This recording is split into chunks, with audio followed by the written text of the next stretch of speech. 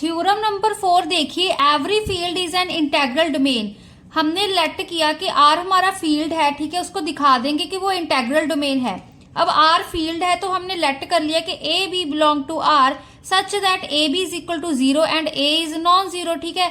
क्योंकि अब हमारे पास क्या होता है, जो हमारे पास, ठीक है, इंटेग्रल डोमेन होता है, हमारे पास ए बी अगर 0 के इक्वल है तो ए 0 होगा या फिर बी 0 होगा, ठीक है। एंड सेकंड होता है कि हमारे पास वो कॉम्यूटेटिव रिंग होना चाहिए, ठीक है। तो सबसे पहले अब क्योंकि आर हमारा फील्ड है, वो ऑलरेडी कॉम्यूटेटिव रिंग है, ठीक है। तो अब देखो, अब हमने क्या प्रूव कर देंगे, A B is equal to 0 and A non zero लेके चले हैं, हम बी को 0 के इक्वल प्रूव कर देंगे, ठीक है।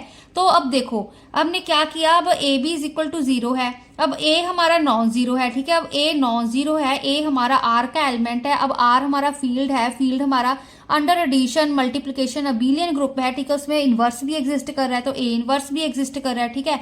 तो यहाँ पे हम लिख सकते हैं A inverse of A B, मतलब यहाँ पे एक तरह से हमने क्लोजर प्रॉपर्टी अप्लाई कर दी।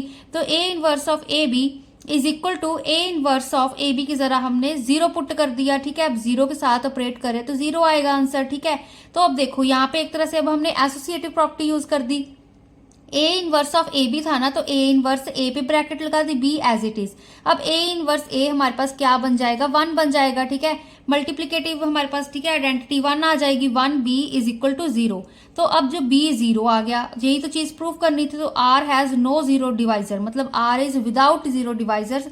तो आर हमारे पास commutative ring without zero divisor बन गया, तो आर हमारे पास इंटेग्रल डोमेन बन गया, ठीक है।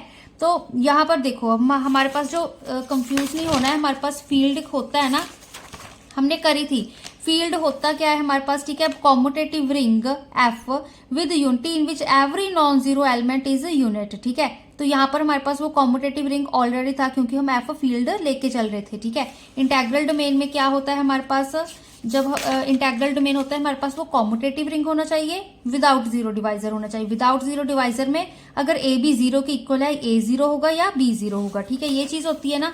तो कन्वर्स कहते हैं इसका ट्रू नहीं है। कन्वर्स में देखिए, कहते हैं, अब क्या कह रहा है हमने, कहते हैं इंटेग्रल डोमेन जरूरी नहीं कि वो फील्ड हो, ठीक है। अब जेड कहते हैं इंटेग्रल डोमेन है, अब जेड है वो कहते हैं इंटेग्रल डोमेन है, बट वो फील्ड नहीं है, कहते क्यों, क्योंकि no non zero integer except 1 and -1 is unit in Z, ठीक है। अब देखो गाइस, क्योंकि जेड अब हमने ऑलरेडी यहाँ पे लिखा था कि जेड हमारे पास इंटेग्रल डोमेन होती है, ठीक है।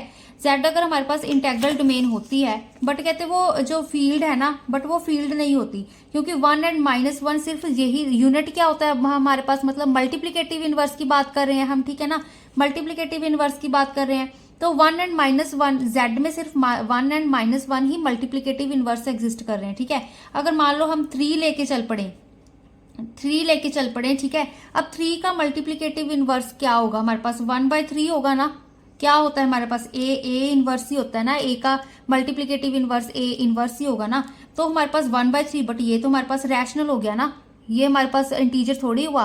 तो यही चीज आ गई कि तो जो जेड है वो इंटेग्रल डोमेन है, बट वो हमारे पास फील्ड नहीं है, क्योंकि 1 एंड -1 ही हमारे पास फील्ड होते हैं। एंड इसकी हमारे पास डेफिनेशन क्या होती है, देखो, जो हमारे पास फील्ड होता है ना, उसमें क्या होना चाहिए, every non zero element unit होना चाहिए, मतलब हर एलिमेंट है वो इन्वर्टिबल होना चाहिए, ठीक है। हर एलिमेंट का मल्टीप्लीकेटिव इनवर्स एग्जिस्ट करना चाहिए, फील्ड वो होता है हमारे पास, ठीक है। तो ये वो प्रॉपर्टी को सेटिस्फाई नहीं कर रहा, तो इसलिए कन्वर्स इसका ट्रू नहीं है।